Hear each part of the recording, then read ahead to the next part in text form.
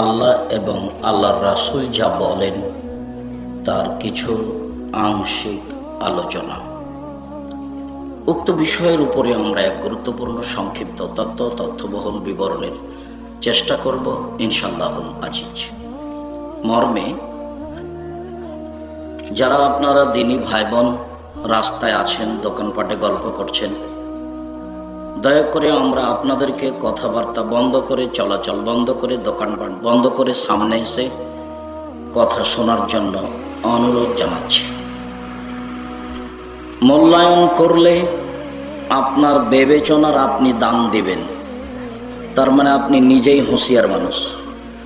আর মূল্যায়ন না করলে আপনি নিজের বিবেচনার দাম দিবেন না, মানে আপনি আমাদের দেশের একটা অথর্ব মানুষ। আপনি মনে করিয়েন না যে আমি আব্দুর রাজ্জাক বিন ইউসুফ আপনার বাড়ির পাশের মানুষ, আমি গেলেই কি আর না গেলেই কি এই হিসাব নয়। আমি আব্দুর রাজ্জাক বিন ইউসুফ আপনাদের বাড়ির পাশের মানুষ, একথাই ঠিক। আমি 90 সাল থেকে দিন প্রচার করি। 90 সাল থেকে এখন পর্যন্ত আমি কোনোদিন অপ্রয়োজনীয় বাক্য বলিনি। 90 সাল থেকে এখন পর্যন্ত আমি কোনোদিন কেসা কাহিনী বলিনি। 90 সাল থেকে এখন পর্যন্ত আমি কোনোদিন দল মাঝহাবকে নিয়ে কথা বলিনি। 90 সাল থেকে এখন পর্যন্ত আমি কোরআন এবং হাদিসের কথা বিষয়ভিত্তিক বলে আসছি। আপনার অনুপস্থিত থাকাটা আপনার একটা অযোগ্যতার প্রমাণ। যদিও আব্দুল্লাহর বক্তব্য আমিও শুনতে চাই, আমিও সাথে সাথে আসতে চাচ্ছিলাম। তার বক্তব্যে আমাদের অবস্থা সম্পর্কে, পৃথিবীর অবস্থা সম্পর্কে অনেক জানার ও বুঝার আছে, যার বাস্তবতা একান্ত জরুরি। তার এই মসজিদ ভিত্তিক দাওয়াতের পদক্ষেপকে আমি মেনে নিয়েছি। আমি একাধিক দিন বলেছি, আব্বু আসলে আমিও তো প্রায় 33 বছর থেকে বক্তব্য দিচ্ছি। মানুষ তো আমার কথা শোনে, মানে অনেকেই, বিরোধিতা করে অনেকেই।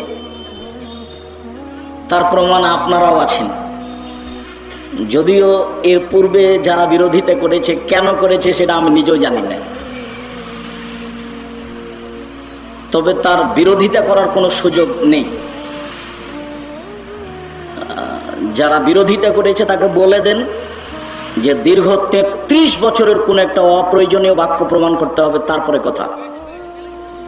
উনি যার অধীনে চলে তার ব্যাপারে একটু বলুক না, আমার তো বুকের সাহস আছে।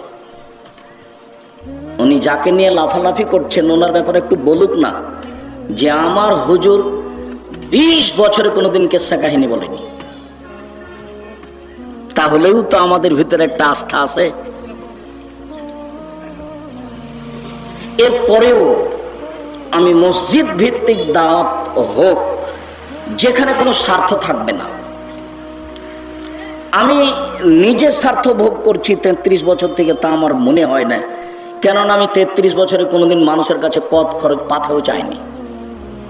তারপরে যেটা আমি অবস্থা দেখি, সময়কালীন বক্তব্য হয়, তারপর মানুষ আলেম ওলামাকে পথ খরচ দেয়, তারপর তার জন্য ভালো মানের খাওয়ার পানির ব্যবস্থা হয়, তারপর তার জন্য একটা ভিন্ন ধরনের প্রস্তুতি থাকে, তারপর কিছু ছেলে দিয়ে টাকা পয়সা উঠানো হয়।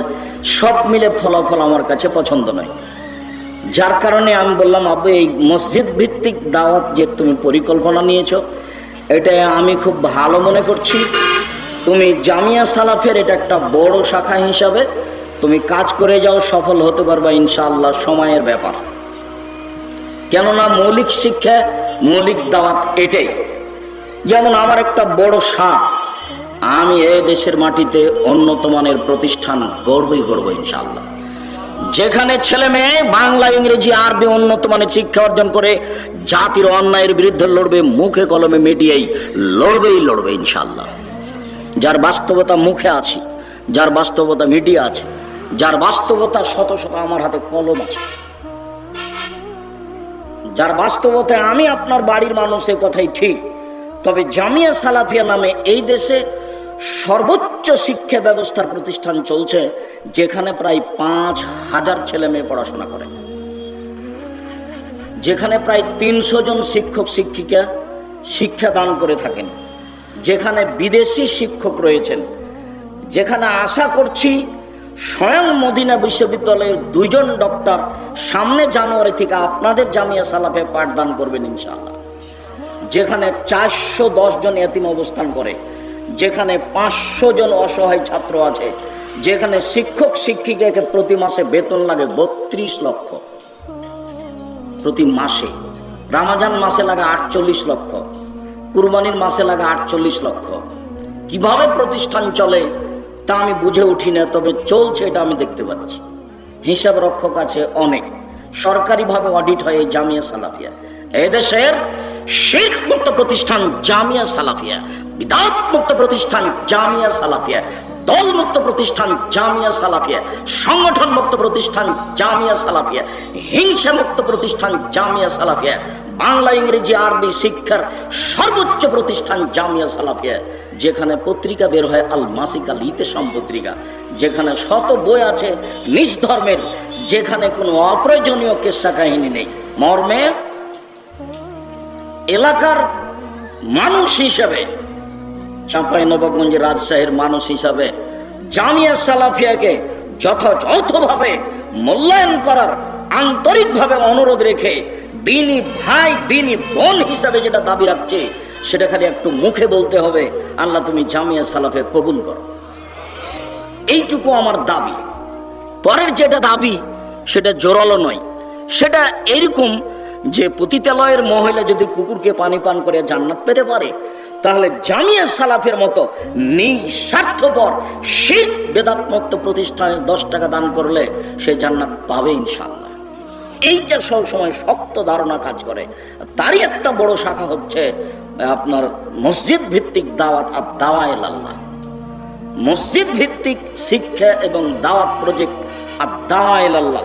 সেটা নিজের মনে করে প্রতিষ্ঠান, নিজের মনে করে জামিয়া সালাফি, আপনার মনে করে আপনি জামিয়া সালাফিয়ার সার্বিক কাজে অংশগ্রহণ করবেন। আমি আব্দুর রাজ্জাক বিন ইউসুফ আপনার বাড়ির মানুষ বলে গেলাম, যদি আপনি এর ভিতরে সংকীর্ণতা দেখেন সেটা আপনার ব্যাপার, আমার কোনো সংকীর্ণতা নেই। আমার জীবনে আমি একটি পদক্ষেপ আমার স্বার্থে ফেলিনি, ভবিষ্যতে ফেলবো এরকম আমার নিয়ত নেই।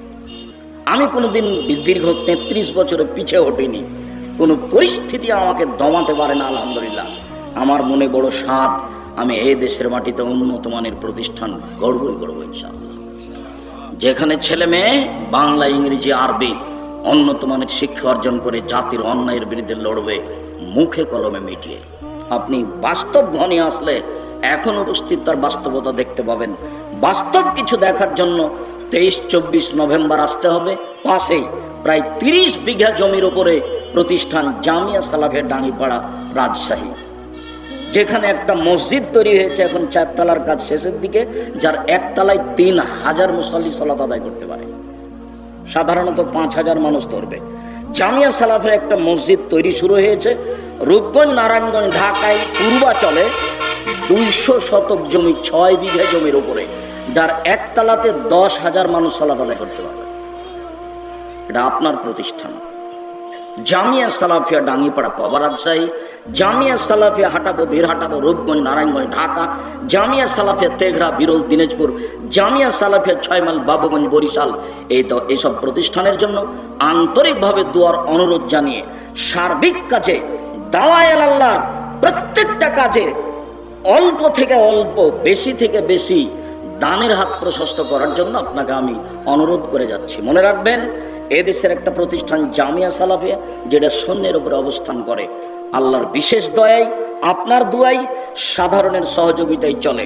মর্মে যারা যেখানে আছেন দিনী ভাই বোন, দয়া করে ওইটা দেখাবেন না, ঢং ঢং করে আসলেন আর ইউসুফ জুলেখার কিস্সা কাহিনী শুনলেন চলে গেলেন। এটা আপনি মনে করবেন না। চলে গেলে ভুল হয়েছে, বাড়িতে বসে থেকে টিভি দেখলে ভুল হয়েছে। কি আপনি জানেন বিদ্যা এমন, আপনার স্বামী বা কি বুঝে, বা আপনার পরিবারই বা কি বুঝে? আপনি এখানে বসলে আপনার কিছু না কিছু আমি উপকার করবই করবো ইনশাআল্লাহ। এটা আমার জোরালো দাবি। মর্মে যে যেখানে আছেন নিজ নিজ কর্ম বন্ধ করে গুরুত্বপূর্ণ আলোচনা শোনার জন্য আমি আপনার বাড়ির মানুষ, কাছের মানুষ, ঘরের মানুষ, আন্তরিকভাবে অনুরোধ করছি মূল্যায়ন করার চেষ্টা করবেন। আল্লাহ আপনাকে কবুল করুক, আল্লাহুম্মা আমিন। এ ব্যাপারে আল্লাহ তাআলা বলেন, নারীদের ব্যাপারে আল্লাহ তাআলা বলেন, প্রথমে বলি তাদেরকে মূল্যায়ন করো। তো আল্লাহ তাআলা বলেন, আমিন আয়াতিহি আন খালাকা লাকুম মিন আনফুসিকুম আজওয়াজান লিতাসকুনু ইলাইহা। পৃথিবীর মানুষ শুনে রেখো, তোমাদের মধ্য থেকেই তোমাদের স্ত্রীদেরকে আল্লাহ সৃষ্টি করেছেন যাতে করে তোমরা সেখানে শান্তি তৃপ্তি পাও। ওয়াজআলনা বাইনাকুম মাওয়াদ্দাতাও রাহমা, আর তোমাদের দুইজনের মাঝে আল্লাহ ভ্রাতৃত্ব ভালোবাসা সৃষ্টি করে দিয়েছে। ভ্রাতৃত্ব ভালোবাসা যেটা আল্লাহ দিয়েছেন, সেটা গালি দিলে বউকে রক্ষা হবে না, মারলে রক্ষা হবে না, কাজে মাঠে পাঠালে রক্ষা হবে না। আল্লাহ বলছেন, আমি তোমাদের মধ্য থেকেই তোমাদের স্ত্রীদেরকে সৃষ্টি করেছি যাতে করে তোমরা শান্তি তৃপ্তি পাও। এ কথা আল্লাহ বলছেন। আপনার শান্তির মাধ্যম আপনার স্ত্রী, আপনার তৃপ্তির মাধ্যম আপনার স্ত্রী, আপনার সুখের মাধ্যম আপনার স্ত্রী, এই কথা আল্লাহ বলছেন। আর ভ্রাতৃত্ব ভাব আল্লাহ নিজে দিয়ে দিয়েছেন, কাজেই কোনো পীর মুরিদের কাছে ভ্রাতৃত্ব ভাব নিতে হবে না। এলাকার কোনো মহিলা বা কিছু মহিলা কোথায় কোন পীরের মুরিদ হয়েছে সেখানে যায় আসে, এলাকার মহিলাদের কিছু দাওয়াত দেয়, সেই পীরের হাতে বয়াত করলে সালাত আদায় করা লাগবে না, নামাজ পড়া লাগবে না, আরো কত কি। সাবধান, এরকম মহিলা যেন এলাকাতে ঢুকতে না পারে, এরকম আহলে হাদিস অধ্যুষিত এলাকায় যেন তারা কোনো প্রচার কিছু করতেও না পারে। মহান আল্লাহ বলেন, নিসাউকুম হারসুল লাকুম ফাতু হারসাকুম আন্না শি'তুম। পৃথিবীর মানুষ তোমাদের স্ত্রী, তোমাদের জমি। পৃথিবীর মানুষ তোমাদের স্ত্রী, তোমাদের ক্ষেত। তোমরা তোমাদের স্ত্রীদের কাছে আসো তোমাদের ইচ্ছা মতো। যেহেতু তোমাদের স্ত্রী শান্তি তৃপ্তির বস্তু, কাজেই আমি এখানে বাধা নিষেধ, দায় দায়িত্ব, নিয়ম নীতি পেশ করে তোমাদের শান্তি তৃপ্তির ব্যাঘাত ঘটাতে রাজি নয়। স্ত্রীকে মূল্যায়ন করতে শিখুন। মূল্যায়ন করার জন্য আল্লাহ বলেন, আল্লাহর নবী বলেন। আব্দুল্লাহ ইবনে ওমর রাদিয়াল্লাহু তাআলা আনহু বলেন, এই ছেলে বসো, ওই ছেলেটা হাঁটছে কেন, খেয়াল করতে পারেন না? যতই অসুবিধা হোক, কিছুক্ষণ আপনি কষ্ট হলেও বসে থাকবেন। আমরা সারা রাত বক্তব্য দিনে, আর আমরা ইউসুফ জুলাইখার কাহিনী বলে আপনাকে পাগলও করি না। যা বলি তা আপনার জীবনে কাজে আসবে বলে আমরা মনে করি। আব্দুল্লাহ ইবনে ওমর বলেন, রাসূল সাল্লাল্লাহু আলাইহি ওয়াসাল্লাম বলেছেন, আল মারআতু রা'য়া ফি বাইতি যাওজিহা ওয়া ওয়ালাদিহি ওয়া হিয়া মাসউলান আন রায়াতিহা। প্রত্যেক মহিলা তার স্বামীর বাড়িতে দায়িত্বশীল। তার স্বামীর বাড়ি এবং তার স্বামীর ছেলে মেয়েকে দেখাশোনা করার জন্য তার উপরে দায় দায়িত্ব আল্লাহর পক্ষ থেকে রয়েছে, রাসূলের পক্ষ থেকে রয়েছে। পুরো বাড়িটা দেখাশোনা করতে হবে তাকে, তার মেয়ে, তার ছেলে, তার বৌমা কি করছে, কিভাবে থাকে, কিভাবে খায়, সব খেয়াল করতে হবে।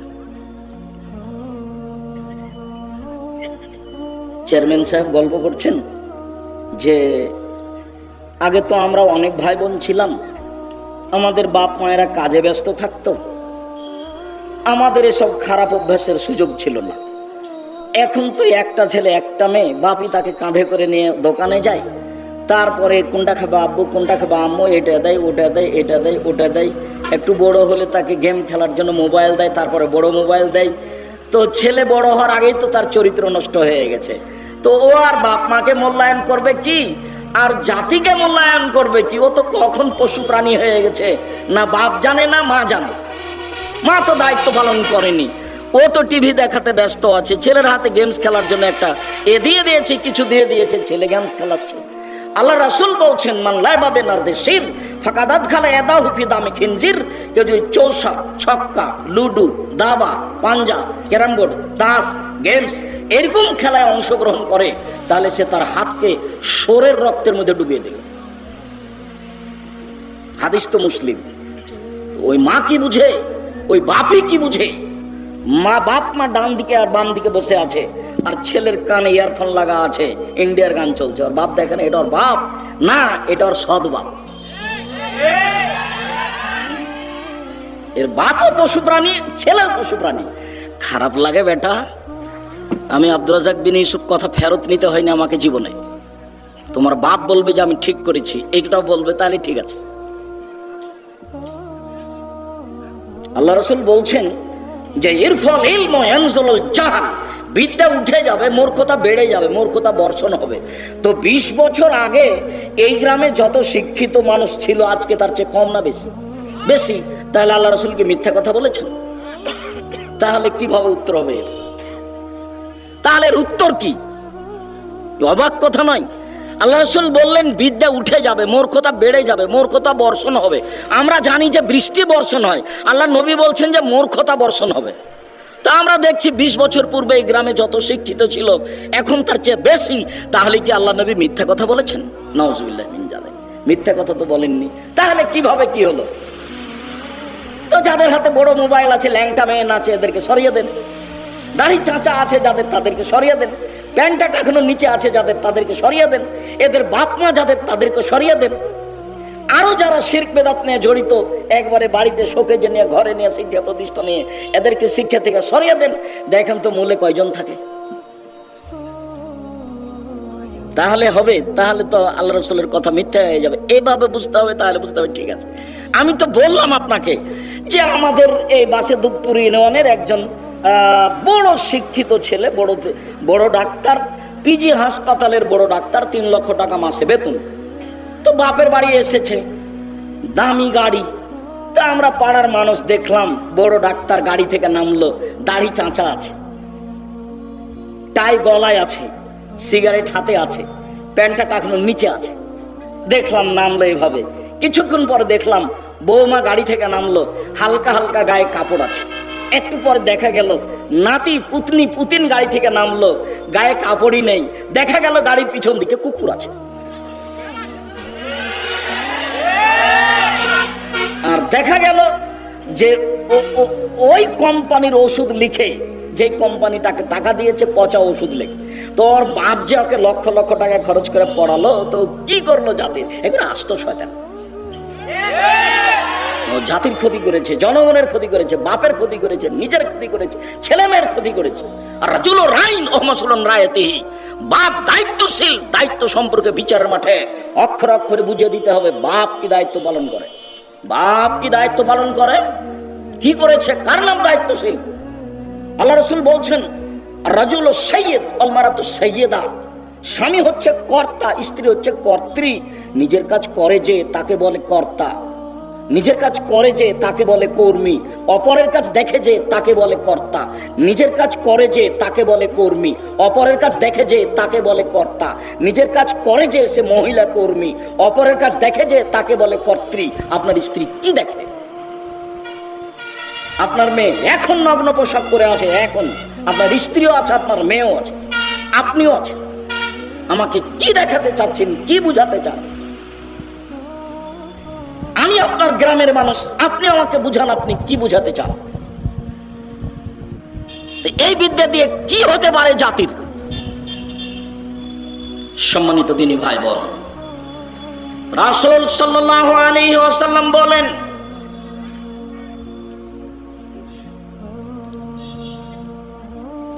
নারীদের ভালো গতি উল্লেখ করে পৃথিবীর মানুষ শুনে রেখো,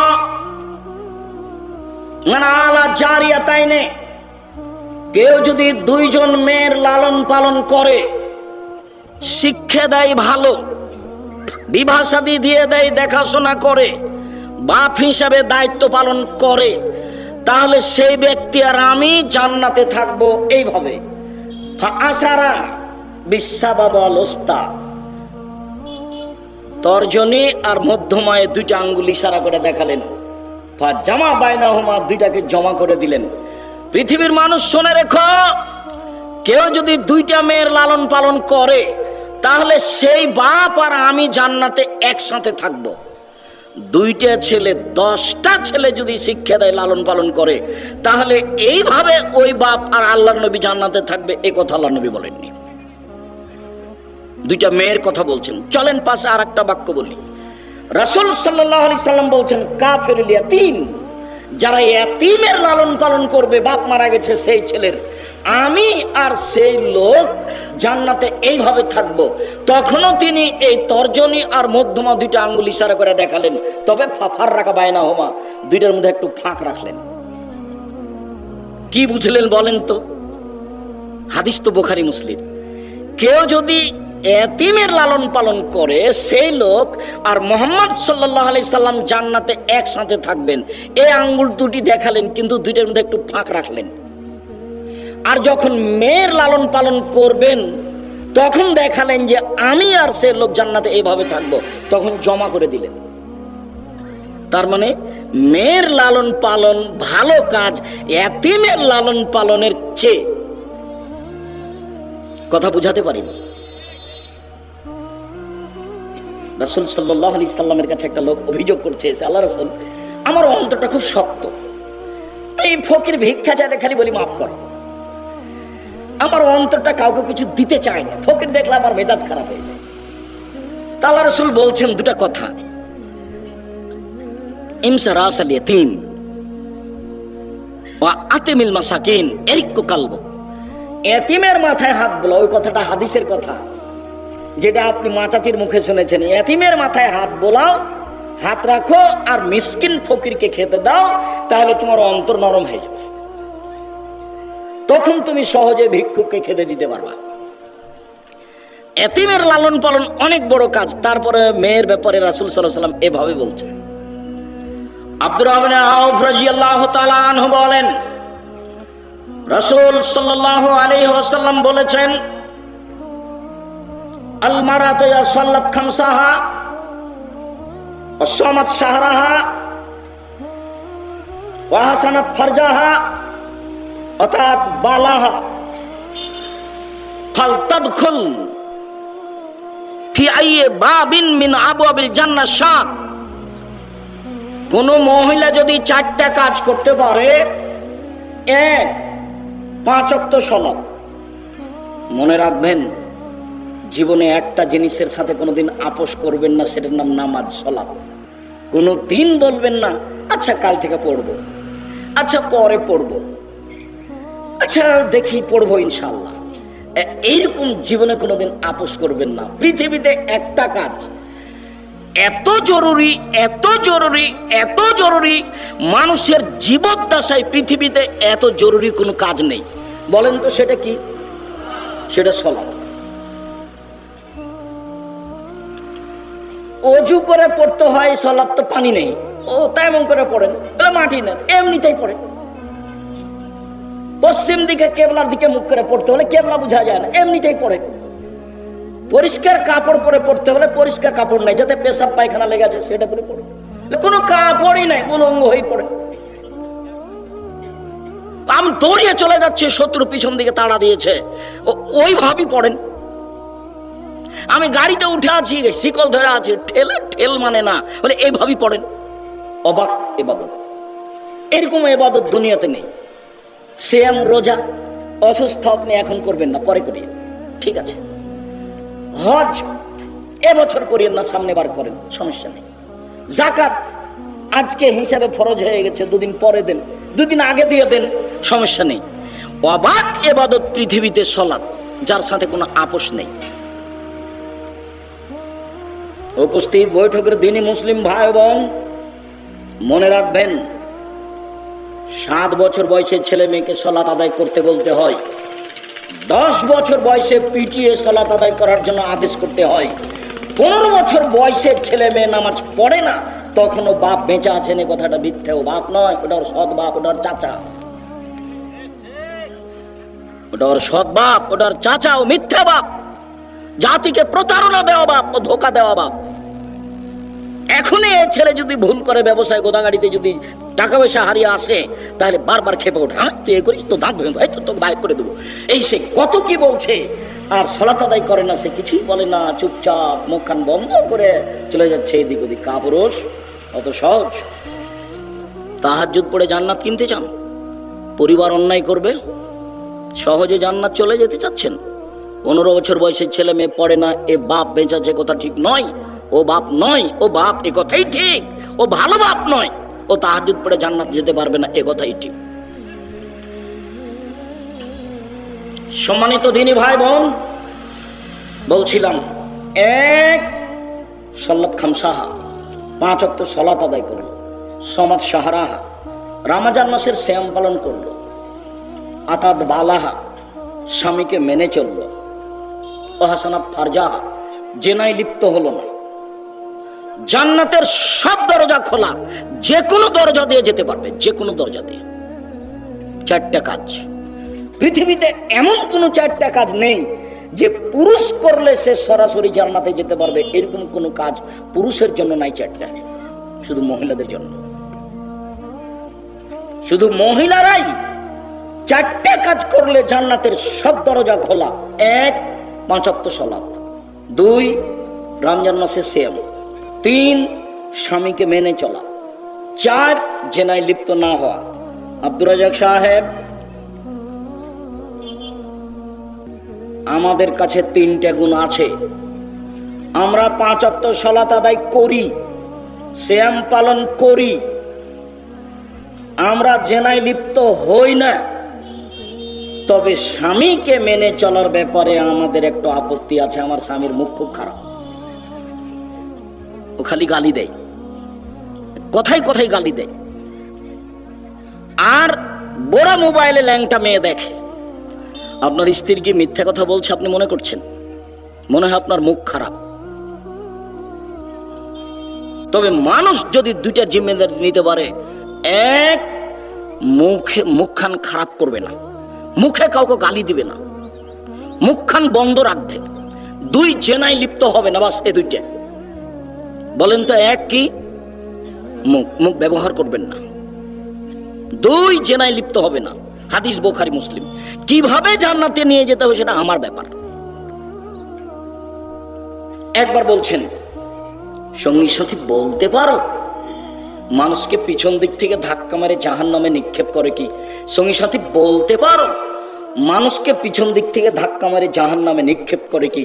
সঙ্গী সাথী বলতে পারো মানুষকে পিছন দিক থেকে ধাক্কা মেরে জাহান্নামে নিক্ষেপ করে কি? এ কথা বলতে বলতেই জিভাটা ধরে না, বলছে দেখো সঙ্গী সাথী দেখ, জিভা, এই মুখ মানুষকে পিছন দিক থেকে ধাক্কা মেরে জাহান্নামে নিক্ষেপ করে। বউ তো আপনার স্ত্রী, তার সাথে তো মিলামিশা করেন, সে তো ভাত রান্না করে দেয়, সে তো রুটি তৈরি করে দেয়, সে তো চাঁপাইনবাবগঞ্জ রাজশাহীর মহিলা, সবকিছু তার কাছে করিয়ে নেন। সৌদি আরবের মহিলা হলে বুঝতে পারতেন মহিলা কাকে বলে। একটু কাজ করতে বললে বলতো, আমি কি আপনার দাসী নাকি, কাজ করতে এসেছি? কেন আপনার মুখখান খারাপ হবে? কেন খারাপ হবে? রাসূল সাল্লাল্লাহু আলাইহি ওয়াসাল্লাম বলছেন, সঙ্গী সাথী বলতে পারো মায়াদখুলুন নাসা নারা আকসার আও কাসিরান। সঙ্গী সাথী বলতে পারো মানুষ বেশি বেশি জাহান্নামে যায় কেন? সঙ্গী সাথী বলতে পারো মানুষ বেশি বেশি জাহান্নামে যাবে কেন? তখন সাহাবীগণ বলছেন, আল্লাহ রাসূল ভালো জানেন। আল্লাহ রাসূল বলছেন, আল ফারজ আল ফাম, মুখের কারণে আর লজ্জা স্থানের কারণে, জেনার কারণে আর মুখখান খারাপ হওয়ার কারণে।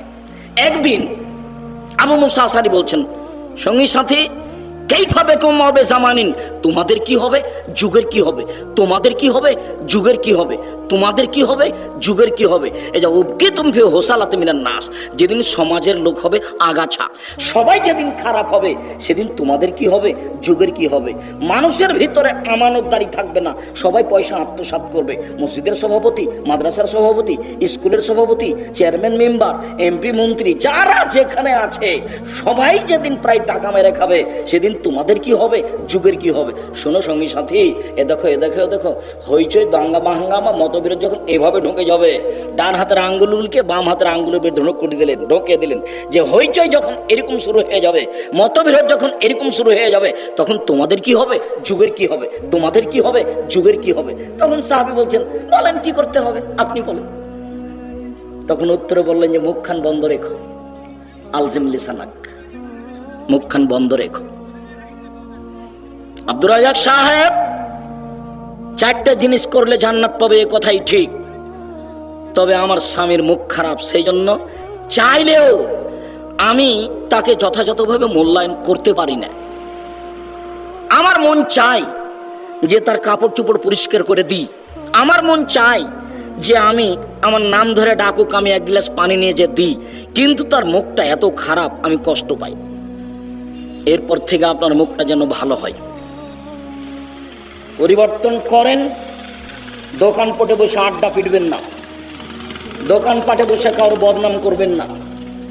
চিরদিনের জন্য দোকানপাটে বসে আড্ডা পিটা গল্প করা নিষেধ করে যাচ্ছে, ওকে 2 পায়ের নিচে রেখে দেন। আজ থেকে নিয়ে আর কোনোদিন দোকানপাটে বসে গল্প করব না, বড় মোবাইলে ল্যাংটা মেয়ে দেখবো না। এশার সালাতের পরেই, আগে খেয়ে থাকলে ভালো, খেয়ে না থাকলে খেয়ে ঘুমিয়ে যাব। ডান কাতে ঘুমাবো, সম্ভব হলে উজু করে এসে ঘুমাবো। যদি দোয়া পড়তে পারি আল্লাহুম্মা বিইসমে কামত ওয়াহে, এটা পড়বো। আরো যদি নবী যেটা বলতেন সেটা পড়তে পারি বলবো, আল্লাহুম্মা আসলামতু নাফসি ইলাইকা ওয়া ওয়াজ্জাহতু ওয়াজহি ইলাইকা ওয়া ফাওয়াজতু আমরি ইলাইকা ওয়া জাআতু জাহরি ইলাইকা রাগবাত রাহাবাতান ইলাইকা লা মালজা ওয়ালা মানজা বিনকা ইল্লা ইলাইকা আমানতু বিকিতাবিকা আল্লাযী আনজালতা ওয়া নাবিয়্যিকা আল্লাযী আরসালতা। এটা আল্লাহ রাসূল ওযু করে ডান কাতে শুয়ে দোয়া পড়তেন। বড় যে আব্দুর রাজ্জাক সাহেব, তা আপনার সময় থাকলো 3 মাস, এই তোমাদের সময় থাকলে 24 ঘন্টা। বই আইনে রাসূল সাল্লাল্লাহু আলাইহি ওয়াসাল্লাম দোয়া অধ্যায়, এই দোয়া মুখস্থ করতেই হবে। সাইদুল ইস্তেগফার তোমাকে মুখস্থ করতেই হবে, তুমি বাধ্য। চাঁপাই নবাবগঞ্জের ভাষায় তুমি তো করবে, তোমার বাপকে করতে হবে। তুমি একজন মুসলিম, কেন করবে না? করতে তুমি বাধ্য, করতেই হবে। আর যারা আপনারা কোরআন মাজিদ পড়তে পারেন, সূরা মুলক পড়বেন, সূরা সাজদা পড়ে ঘুমাবেন। মহিলা বৈঠকে যেটা বলেছে বুবু এই করলে এই হয়, বুবু ওইটা ঠিক নয়। মহিলা বৈঠকের বুবুর শতকরা 90% কথা মিথ্যা। আপনি যদি বলেন যে না এটা কথা ঠিক নয়, তাহলে আপনি আমার সামনে পেশ করেন, আপনাকে আমি অক্ষরে অক্ষরে দেখাচ্ছি। যারা রাতে সূরা মুলক পড়ে তাদের কবরের শাস্তি হবে না, হাদিস সহিহ, এ কথা আল্লাহর নবী বলেন। পেট ব্যথায় মারা যায় যারা, তাদের কবরের শাস্তি হবে না, এ কথা আল্লাহর নবী বলেন। জুমার দিনে মারা গেলে কবরের শাস্তি হবে না, এ কথা আল্লাহর নবী বলেন। শহীদ হয়ে গেলে কবরের শাস্তি হবে না, এ কথা আল্লাহর নবী বলেন। তো আমার জন্য সহজ কোনটা? এই 4টাই। সবচেয়ে সহজ হলো সূরা মুলক পড়া রাতে। এশার সালাতের আগে মুলক পড়ে নেন, এশার সালাতের পরে মুলক পড়েন, পড়ে ঘুমিয়ে যাবেন ডান কাতে। দেখবেন এমনিতে রাত 2টা-3টায় ঘুম ভেঙে গেছে। আকাশের দিকে মুখ করে দোয়া পড়েন। সূরা আল ইমরানের শেষ রুকুর প্রথম 5 আয়াত যদি না পারেন, তাহলে লা ইলাহা ইল্লাল্লাহু ওয়াহদাহু লা শারীকা লাহু লাহুল মুলকু ওয়া লাহুল হামদু ওয়া হুয়া আলা কুল্লি শাইইন কাদির ওয়া সুবহানাল্লাহি ওয়া আলহামদুলিল্লাহি ওয়া লা ইলাহা ইল্লাল্লাহু আল্লাহু আকবার ওয়া লা হাওলা ওয়া লা কুওয়াতা ইল্লা বিল্লাহ রব্বিগফিরলি রব্বিগফিরলি। এখন যা বলবেন সেটাই কবুল হবে, যা বলবেন সেটাই কবুল। হাদিস তো বুখারী মুসলিম। কিছুই যদি না পারেন, সুন্দর করে ওযু করে 2 রাকাত সালাত আদায় করে আল্লাহকে বলেন আমি এটা চাচ্ছি। হাত তুলে বলেন, এইভাবে তুলতে পারেন, এটা স্বাভাবিক।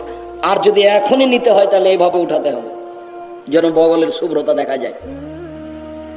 আব্দুর রাজ্জাক সাহেব, আপনারা যে বলছেন হাত তুলে দোয়া চলবে না, আল্লাহুস সামাদ, হাত তুলে দোয়ার জন্যই তো দিন রাত লড়ছি। দোয়ার বইয়ে 24টা জায়গা উল্লেখ করা আছে কোথায় কোথায় হাত তুলে দোয়া করতে হবে, আর 35টা হাদিস পেশ করা আছে সিরিয়াল সহিখানে হাত তুলে দোয়া করার কোনো মানে। যেগুলো বিদআত সেগুলো উল্লেখ করা আছে, ওগুলো থেকে সাবধান, বেঁচে থাকতে হবে। 5 ওয়াক্ত সালাতের পরে হাত তুলে সবাই মিলে দোয়া করা যাবে না, এতে রাসূলকে অপমান করা হবে, এই কথাই ঠিক।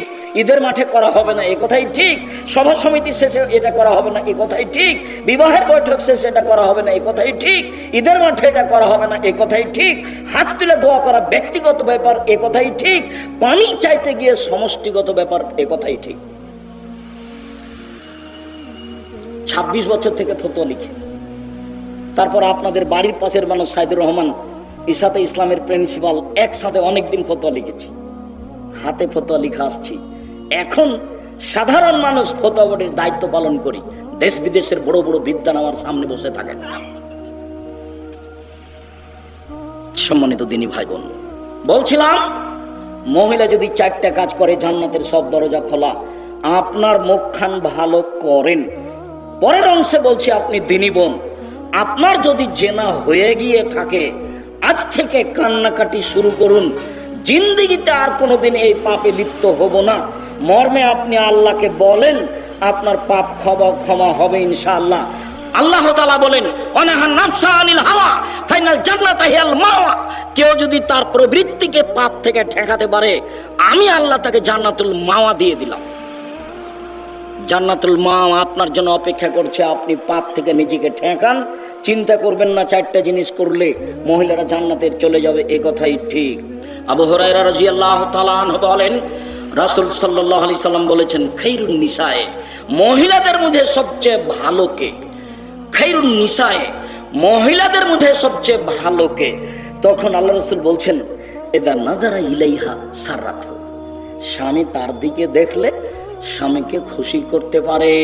1 2 ওই যে আমারাহা আতাআত, স্বামী আদেশ করলে পালন করে। 3 ওই যে গাবানহা হাফেজাতু, স্বামী যখন বাড়িতে থাকে না তখন মোবাইলে কারো সাথে প্রেমের গল্প করে না।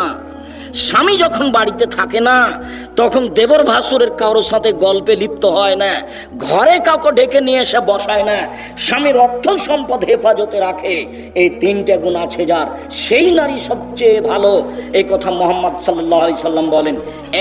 1 স্বামীর সাথে কথা বললে হাসি মুখে বলে। 2 স্বামী আদেশ করলে পালন করে। 3 স্বামী বাড়িতে না থাকলে নিজেকে হেফাজতে রাখে। 3টা গুণ আছে যার, সেই সবচেয়ে ভালো নারী। সম্মানিত দিনী ভাই বোন, আবু সাঈদ খুদরি রাদিয়াল্লাহু তাআলা আনহু বলেন রাসূল সাল্লাল্লাহু আলাইহি সাল্লাম বলেছেন আরবাতুন লিসাদা, 4টা জিনিস আছে যার, সবকিছু আছে তার। 4টা জিনিস নেই যার, কোনো কিছু নেই তার। 4টা জিনিস আছে যার, সবকিছু আছে তার। 4টা জিনিস আছে যার, সবকিছু আছে তার। 1 আল মারাতু সলেহা, ভালো স্ত্রী, পর্দা করে, কথা মানে, যে গুণ আগে বলা হলো। 2 আল জারুস সলে, ভালো প্রতিবেশী। ভালো প্রতিবেশী কাকে বলে? সুবিধাই থাকে অসুবিধাই থাকে। খারাপ প্রতিবেশী কাকে বলে? আপনার ছেলেটা ভাত খাওয়ার পরে খেয়াল করেনি, প্লেটের পানি এভাবে চালিয়ে দিয়েছে, প্রতিবেশীর দেওয়ালে গিয়ে লেগে গেছে, এই যে লেগে গেল। যা বলে প্রতিবেশীর ছাগলের সিম গাছ খেয়ে নিয়েছে, সিম ধরে ধরে। এবার বোঝা যাবে ভালোবাসা কাকে বলে, এবার বোঝা যাবে প্রতিবেশী কাকে বলে। প্রতিবেশী ভালো যার, 4টে জিনিস আছে যার, সবকিছু আছে তার। প্রতিবেশী ভালো যার, সবকিছু আছে তার। 3 আল মারকাবুল হানি, একটা ভালো গাড়ি আছে যার, সাইকেলটার কোনো সময় চেন পড়ে না, আর যদি সাইকেল উঠলেই চেন পড়ে তাহলে বুঝতে হবে খারাপ। 4 আল বাইতুল ওয়াসি, প্রশস্ত ঘর, মেহমানকে খেতে দিতে হবে, বসতে দিতে হবে, তার জন্য অন্তত বৈঠকখানাটা বড় হতে হবে। আর যেটা বলেছি সেটা খুব মনে রাখবেন ভালোভাবে, খবরদার বাপের স্বভাবে ফিরে যেতে হবে। আপনার স্ত্রীকে মায়ের স্বভাবে ফিরে যেতে হবে। 150 চাউল রান্না করতে হবে না, হাফ কেজি 2 কেজি রান্না করতে হবে। সারাদিন মেহমানে খাবে, আপনি খাবেন। সকালে রাতে গরুতে খাবে, সকালে পাখিতে খাবে। 150 চাউল রান্না করে মেহমান আসলে চানাচুর বিস্কুট দিয়ে বিদায় করেন, এটা ঠিক নয়। মেহমানকে মূল্যায়ন করতে হবে, ফকিরকে খেতে দিতে হবে। সবচেয়ে শক্তিশালী ইবাদত হলো দান। মেহমানকে, ফকির মিসকিনকে খেতে দেওয়া দান। দানের চেয়ে শক্তিশালী ইবাদত, পাওয়ারফুল, ক্ষমতাধর ইবাদত পৃথিবীতে নেই। সম্মানিত দিনী ভাই বোন, বলছিলাম রাসূল সাল্লাল্লাহু আলাইহি সাল্লাম বলেন আদ-দুনিয়া কুল্লুহা মাতা ওয়া খায়রু মাতা'আদ দুনিয়া আল মারাতু সালিহা, গোটা পৃথিবী সম্পদ, সবচেয়ে উত্তম সম্পদ হচ্ছে ভালো স্ত্রী। গোটা পৃথিবী সম্পদ, সবচেয়ে উত্তম ভালো সম্পদ হচ্ছে ভালো স্ত্রী।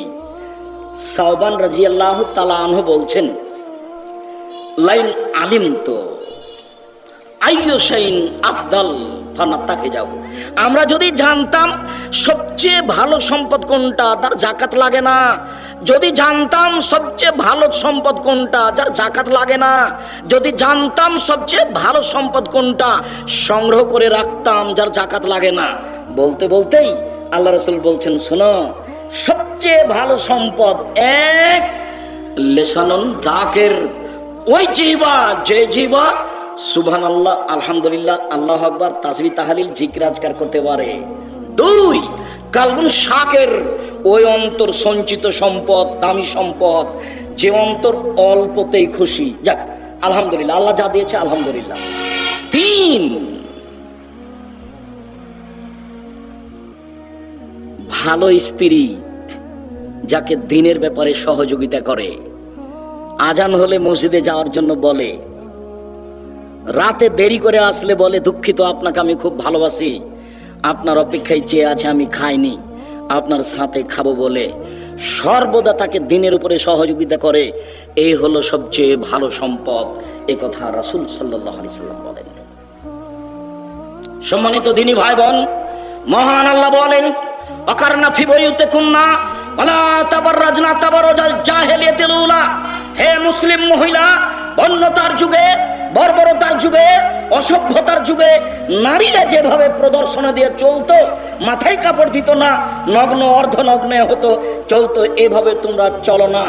এটা কঠোর আদেশ আল্লাহর পক্ষ থেকে। যারা মানে না তাদেরকে অধপতনে যেতে হবেই হবে। সেই পরিবার, সেই মা কোনোদিন সালাহুদ্দিনের মতো ছেলে জন্ম দিতে পারে না। যারা জাতিকে ধ্বংস থেকে কল্যাণের পথে আনতে পারে, মাই খারাপ, তার পেটে একটা ভালো সন্তানের আশা করা যায় কি করে? সম্মানিত দিনী ভাই বোন, মহান আল্লাহ বলেন, ইয়া আইয়ুহান নবী কুল্লি আজওয়াজিকা ওয়া বানাতিকা নিসাল মুমিনিনা ইউদনিনা আলাইহিন্না মিন জালাবিবিহিন্না। মুহাম্মদ সাল্লাল্লাহু আলাইহি সাল্লাম, আপনি আপনার স্ত্রীদেরকে, আপনার মেয়েদেরকে, জনগণের স্ত্রীদেরকে আদেশ করে দেন, তারা যখন বাড়ি থেকে বের হবে তারা যেন মোটা চাদর, বোরকা পরে বের হয়, গায়ে চাদর দিয়ে বাড়ি থেকে বের হয়। আপনার ফুফু যে কাপড়ে চলতো, আপনি একদিন আপনার ফুফুকে আনতে গেছিলেন, তো আপনি আগে আগে আছেন, আপনার ফুফু পিছে পিছে আছে, রাস্তায় একটা লোক পড়ে গেল, আপনার ফুফুর গায়ের চাদরটা মনে পড়ে কি? আর আপনার ফুফু রাস্তার এক পাশে দাঁড়িয়ে গেল, লোকটা যখন পার হয়ে গেল তখন আপনার ফুফু আবার আসতে লাগলো, এরকম দৃশ্য আপনার মনে পড়ে? ওই পোশাকের কথা আল্লাহ বলছেন, এই পোশাকের কথায় আল্লাহ বলছেন। আল্লাহর নবী যখন বললেন সব মহিলাকে ঈদের মাঠে যেতে হবে, ভালো মহিলাতে ঈদের মাঠে যাবে, ঋতুবতীকেও ঈদের মাঠে যেতে হবে, মহিলাদের 5 ওয়াক্ত সালাত বাড়িতে ভালো, জুমার সালাত মসজিদে ভালো, ঈদের মাঠে যেতে বাধ্য, মহিলাদেরকে ঈদের মাঠে যেতেই হবে, এই আদেশ যখন করলেন, ঋতুবতীদেরকেও যেতে হবে, যার হায়েজ হয়েছে তাকেও যেতে হবে। তখন মহিলারা বলে উঠল, আল্লাহর নবী, আমাদের মধ্যে এতগুলো মহিলা, এমনও মহিলা আছে যার গায়ের চাদর নেই, সে কেমনে যাবে? মানে বাইরে বের হতে হলে গায়ে চাদর লাগবে। তখন আল্লাহ রাসূল বলছেন, লেতুল বিসাহা সাহেব তাহা মিন জিলবাবিহা, তার বান্ধবী তাকে একটা চাদর দিয়ে দিবে।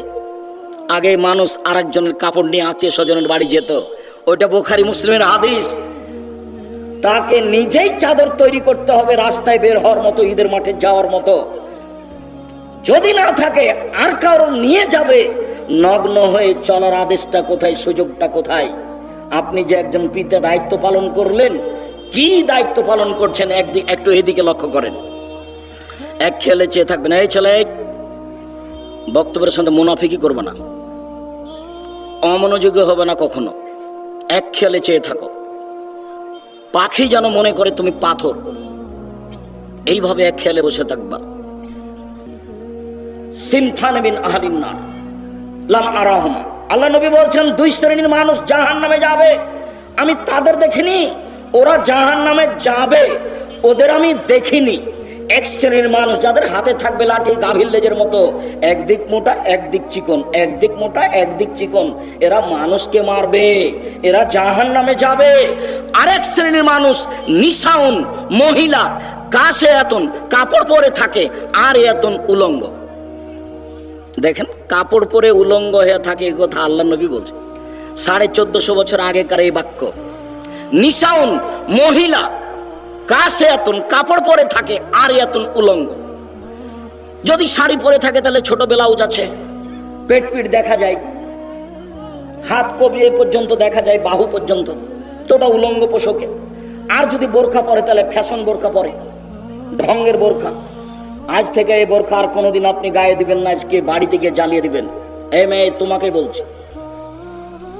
বলছে এই বোরকা তুমি আর কোনোদিন পরবা না। ফ্যাশন বোরকা পরে ঢং দেখিয়ে পর্দা দেখায় না। তুমি মুসলিম, তোমার ধর্মের নাম ইসলাম, তোমার নবীর নাম মোহাম্মদ সাল্লাল্লাহু আলাইহি সাল্লাম। আজও একটা হিন্দু মেয়ে নিজের পরিচয় বিবাহে গেলে কপালে কি দিবে?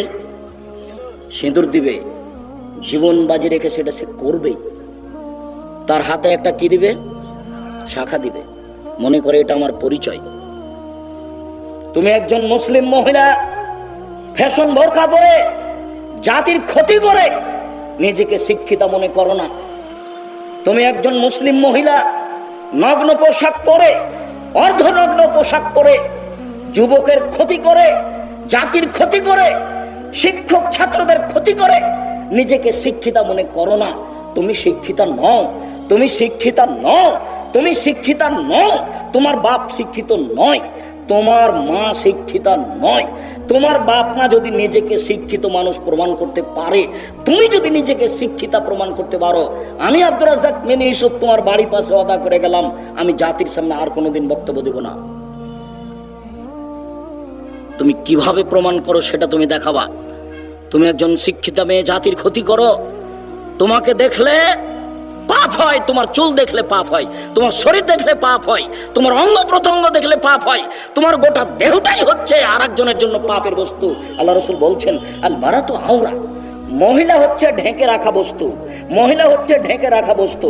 এটা খারাজাত।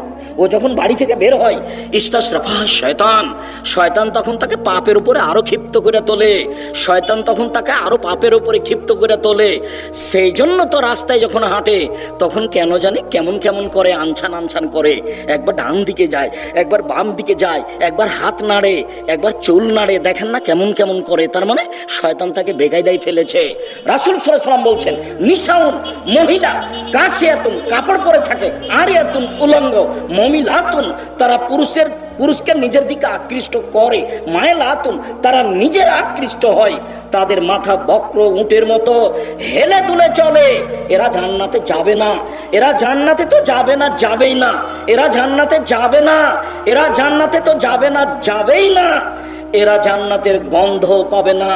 যে জান্নাতের গন্ধ 1 বছরের দূরত্ব পথ থেকে পাওয়া যায়, এটা জান্নাত। এখানে আপনি একটা দ্রুতগামী ঘোড়ায় উঠেছেন, 1 বছর দৌড়িয়ে ঘোড়াটা যেখানে যাবে সেখানে যদি আপনি দাঁড়ান তাহলে জান্নাতের গন্ধ পাবেন। হাদিস বুখারী মুসলিম। আল্লাহর নবী বলছেন, এই মহিলা জান্নাতের গন্ধ পাবে না। উপস্থিত বৈঠকের মুসলিম বোন, আপনাকে আমি খাটো করতে চাইনি, আল্লাহ রাসূল যা বলেছেন সেটা আপনাকে বলছি। আল্লাহর নবী বলেন, মা তারাকতু বাদি ফিতনাতান নাযারা লিরিজালি মিনান নিসায়ে, আমার জীবনে আমি ছাড়িনি কোনো বস্তু যেটা পুরুষের জন্য বেশি বিপজ্জনক হতে পারে। আমার জীবনে আমি ছাড়িনি কোনো বস্তু যেটা পুরুষের জন্য বেশি বিপজ্জনক হতে পারে নারীদের চেয়ে। আমার জীবনে আমি ছাড়িনি কোনো বস্তু যেটা পুরুষের জন্য বেশি বিপজ্জনক হতে পারে নারীদের চেয়ে। রাসূল সাল্লাল্লাহু আলাইহি সাল্লাম বলেন, ইন্নাল মারাতা তুকবালু ফি সূরাতি শয়তান ওয়া তুদবারু ফি সূরাতি শয়তান, নিশ্চয়ই মহিলারা শয়তানের বেশ ধরে আসে, নিশ্চয়ই মহিলারা শয়তানের বেশ ধরে যায়, নিশ্চয়ই মহিলারা শয়তানের বেশ ধরে আসে, নিশ্চয়ই মহিলারা শয়তানের বেশ ধরে যায়। রাসূল সাল্লাল্লাহু আলাইহি সাল্লাম বলছেন, ইয়াকুমুদ দুখুল আলা নিসায়ে, পৃথিবীর মানুষ সাবধান, মহিলাদের কাছে যাওয়া থেকে বেঁচে থাকো, মহিলাদের কাছে যাওয়া থেকে বেঁচে থাকো, গেলেই তুমি বিপদে পড়ে যাবা। রাসূল সাল্লাল্লাহু আলাইহি সাল্লাম বলছেন, লা ইয়াখলু রাজুলুন বিইমরাতিন ইল্লা কানা ফালিসুমু শাইতান, কোন পুরুষ যেন কোন নারীর সাথে নির্জনে একত্রিত না হয়, কোন পুরুষ যদি কোন নারীর সাথে নির্জনে একত্রিত না হয়, যদি হয় তাহলে তৃতীয় জন হবে শয়তান। অতএব খুব সাবধান থাকো। রাসূল সাল্লাল্লাহু আলাইহি সাল্লাম বলেন, মা রাআইতু মিন নাকিসাত আকলিন ওয়া দীনিন আযাবাল রুবি রাজুলিল হাজম মিন ইহদাকুন্না, ও নারীর জাতি, আমি দেখিনি তোমাদের চেয়ে কাউকে যে বুদ্ধিমানের বুদ্ধিকে নষ্ট করতে পারে। তোমরা এমন জাতি যে বুদ্ধিমানের বুদ্ধিকে নষ্ট করতে পারো। ও নারী জাতি, তোমরা এমন জাতি, আমি দেখিনি তোমাদের চেয়ে কাউকে যে বুদ্ধিমানের বুদ্ধিকে নষ্ট করতে পারে। তোমরা এমন জাতি যে বুদ্ধিমানের বুদ্ধিকে নষ্ট করতে পারো। তুমি যে একজন হুঁশিয়ার বুদ্ধিমান ছেলেকে নষ্ট করতে পারো, এটা তুমি নিজেই সাক্ষী। তুমি যখন নগ্ন হয়ে চলো তখন তোমার দিকে সবাই দেখতে থাকে। আবার তোমার মোবাইলে যদি রিং হয় তাহলে তুমি মোবাইলটা অন করে বলো, ভাইয়া কি বলছিল, ভাইয়া ভাইয়া বলে তুমি চিৎকার করো, তখন তার অন্তরে দাগ কাটে তোমার কণ্ঠটা, তোমার কণ্ঠ পর্দা।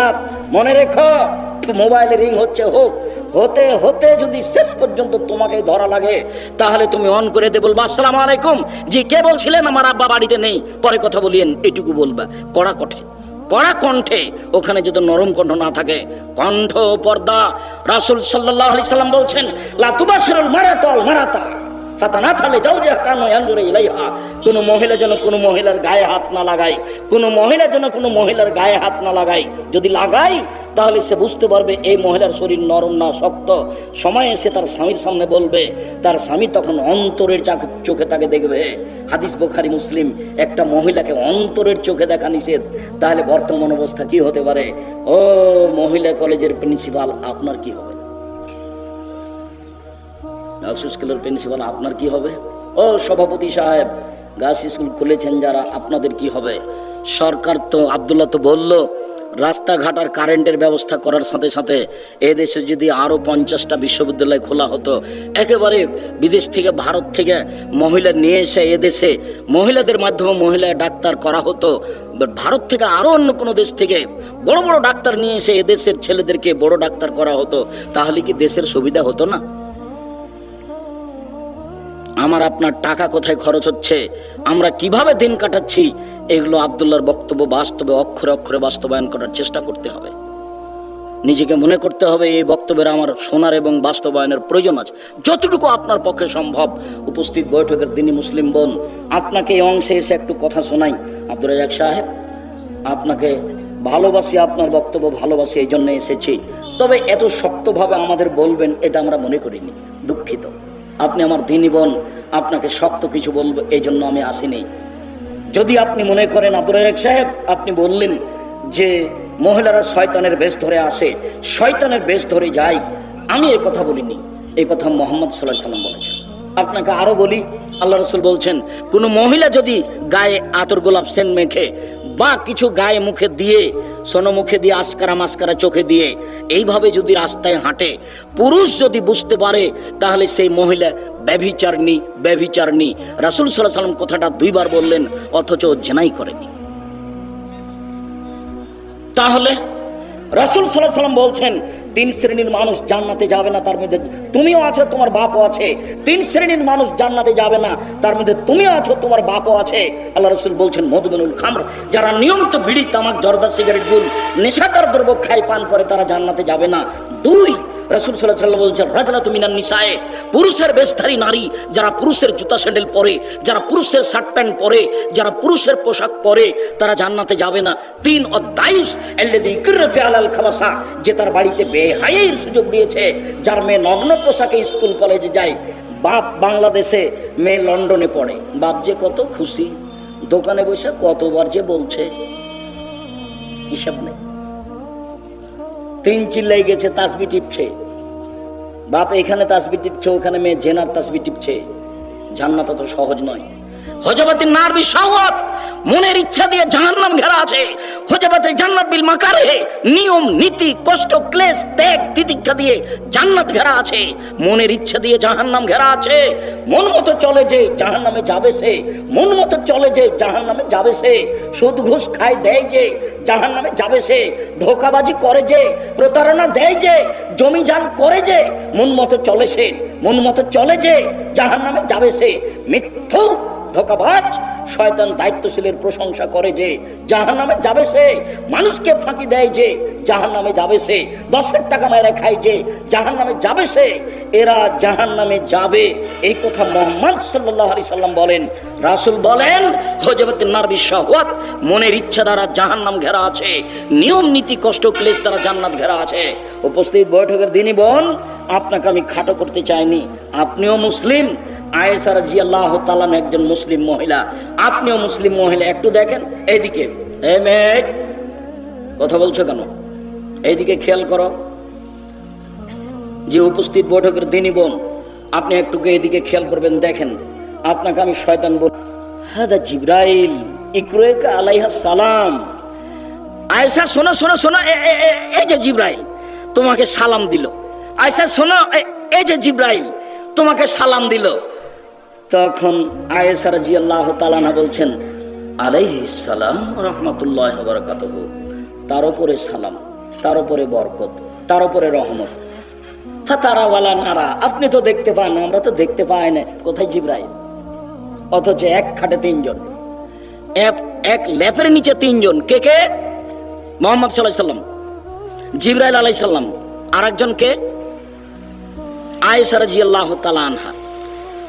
তাহলে কি আল্লাহ রাসূল এরকম মহিলাকে শয়তান বললেন, যাকে জিবরাইল সালাম দেয়? আয়েশা, এই যে জিবরাইল তোমাকে সালাম দিল। তখন আয়েশা বলছেন, আলাইহিস সালাম ওয়া রাহমাতুল্লাহি ওয়া বারাকাতুহু, জিবরাইলকে সালাম, তার উপরে রহমত, তার উপরে বরকত। আরে আপনি তো দেখতে পান, আমরা তো দেখতে পাই না। এক বিছানায় তিনজন। ইনি তো মহিলা মানুষ। ইনার আরেকটু কথা আপনাকে শোনাই। বলছেন, আমার ঘরে হলো আমার স্বামীর কবর, তখন আমি এমনিতেই যাই, মাথায় কাপড় দেওয়া খুব একটা প্রয়োজন মনে করি না। কয়দিন পরে হলো আমার বাপের কবর, তখন আমি মনে করি এটা আমার স্বামীর কবর, এটা আমার বাপের কবর, আমি এমনিতে যাই। কয়দিন পরে সেখানে হলো উমর রাদিয়াল্লাহু তাআলার কবর, তখন আর আমি এমনিতে যাই না, আমি কবরকে লজ্জা করি, এখানে একজন বেগানা পুরুষের কবর আছে। আয়েশা রাদিয়াল্লাহু তাআলা একটা কবরকে লজ্জা করে। আর তুমি একটা মেয়ে মানুষ, ক্লাস 10-এ পড়ো, যেদিন তুমি 7-এ উঠেছো সেদিন তুমি যুবতী হয়েছো, তোমার হাই শুরু হয়েছে। আজকে তুমি মাথায় কাপড় না দিয়ে কেমনে এলে? তোমার বাপ এটা কেমনে মেনে নিল? তোমার মা এটা কেমনে মেনে নিল? এটা কি করে হতে পারে? এ কোন ধরনের পরিবার? এর নাম পশু প্রাণীর পরিবার। কষ্ট দেওয়ার জন্য আপনাকে আমি আসিনি, আপনি আমার দিনী ভাই, আপনাকে আমি যথাযথভাবে মূল্যায়ন করতে চাই। আমি আপনার দূরের মানুষ নই, আমি আপনার বাড়ির মানুষ। যার কারণে আমি বলি, বিশেষ করে চাঁপাইনবাবগঞ্জ রাজশাহীর দ্বীনি মুসলিম ভাই বোন, আমি আব্দুর রাজ্জাক বিন ইউসুফ, আপনাদের বাড়ির ছেলে, আপনার ভাই, আপনার ছেলে। কোরআন হাদিসের ব্যাপারে আমি আপনার পাশ থেকে সঠিক উত্তর পরামর্শ দিতে চাই। আপনি আমাকে এড়িয়ে আমার বক্তব্য বন্ধ করে আর একজনের কাছে আশ্রয় নিয়েন না, তাহলে আপনার প্রতিবেশীর সাথে খারাপ আচরণ হবে, সাথে সাথে শরীয়তের ব্যাপারে আপনি নিরাপদ হবেন না। আমি আব্দুর রাজ্জাক বিন ইউসুফ মানুষ ভুলের ঊর্ধ্বে নই।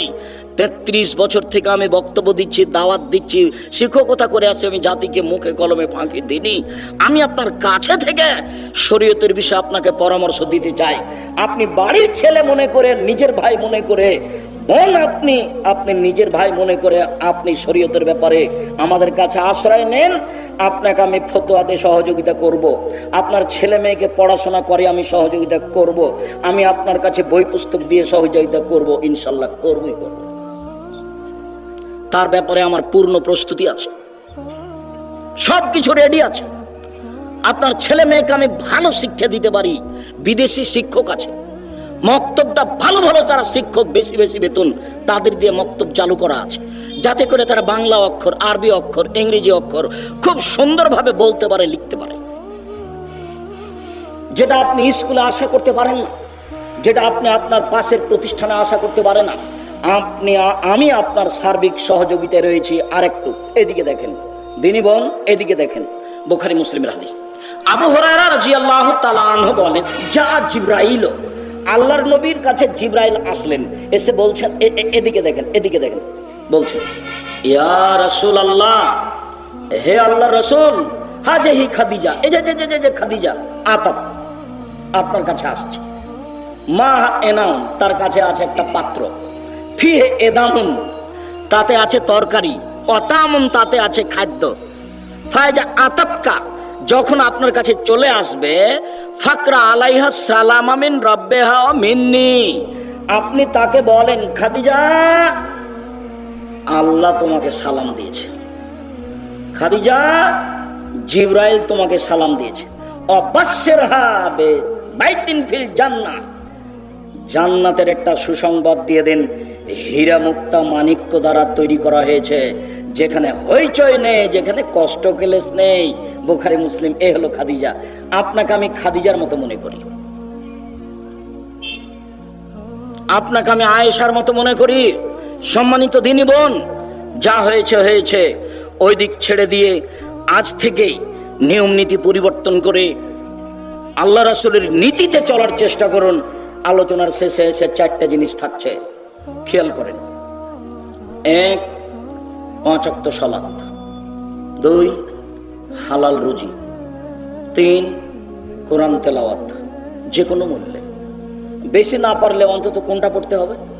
সূরা ইখলাস 3 বার। 4, দেখি এটা কি বলছেন। 4, আড্ডা পিটা নিষেধ। যেখানে 2 জন বসে আছে সেখানে বসা হবে না। যেখানে 2 জন বসে আছে সেখানে বসা হবে না। না বসে তো মানুষ বাঁচে। আমি জীবনে কোনোদিন চায়ের স্টলে বসি না, আছি তো কোনোদিনই নয়। ছাত্র জীবন আছে 16 বছর। 1988 আগস্টের 20 তারিখ রোজ বুধবার বিকাল 3টে থেকে আমি শিক্ষক। 88 আগস্টের 20 তারিখ রোজ বুধবার বিকাল 3টে থেকে শিক্ষক। এখন পর্যন্ত আমি কোনোদিন চায়ের স্টলে বসিনি, তা আমরা তো আছি মেজে। এখন নয়, হাটে বাজারে তেমন যায় না বললেই চলে। তো তারপরে তো আছে। 4টা অনুরোধ থাকলো, উপদেশ 5 ওয়াক্ত সালাতের ব্যাপারে কঠোরভাবে থাকলো। আর আপনি যে আমার দিনী ভাই, আপনার যে আমি ভাই ভাতিজা, এই মর্মে নিজের ছেলেকে নিজের ভাইকে মূল্যায়ন করো। তো জামিয়া সালাফিয়ার সার্বিক কাজে সহযোগিতা করবেন। আজকের জন্য যত বই পুস্তক আছে, তোমরা যারা আছো কেউ একটা পত্রিকা ছাড়া যাবে না। একটা পত্রিকার দাম 25-30 টাকা। টাকা না থাকলে পত্রিকা ছেড়ে যাবে না। অন্যান্য বই নিয়ে যাবা, সবই নিয়ে যাও। দোয়ার বই নিয়ে যাও, ব্যতিক্রম বই। সলাতের নামাজের বই নিয়ে যান, ব্যতিক্রম বই। আর ওই মমস্য হতে কবর পর্যন্ত, আর কেন নির্যাতন কি তার প্রতিকার, আর আপনার আদর্শ পরিবার, আদর্শ নারী, সব বইগুলি নিজের বই নিজে মূল্যায়ন করে নিয়ে যাবেন। আর তোমরা কেউ পত্রিকা ছাড়া যাবে না। সকল দিনী ভাই বোনকে, বিশেষভাবে আমার দিনী বোনদেরকে আদর্শ পরিবার, আদর্শ নারী, এই বইগুলি সমঅধিকার নয়, মর্যাদা চাই, এই বইগুলি সংগ্রহ করার জন্য অনুরোধ জানাচ্ছি। আমি আপনার পাশে থেকে মুখে কলমে মিডিয়া দিন প্রচার করতে চাই। আশা যে আপনি এগুলিকে যথাযথভাবে মূল্যায়ন করবেন। আপনার দরবারে এই জোরালো দাবি রেখে বলি, আল্লাহ, আমাদের যারা মারা গেছে তুমি তাদের কবরের শাস্তি মাফ করো। আমরা যারা অসুস্থ তুমি তাদের আরোগ্য দান করো। আমরা যারা বেঁচে আছি তুমি তাদেরকে তোমার রাসূলের পদ্ধতি অনুযায়ী চলার তৌফিক দান করো। আজকে মহিলা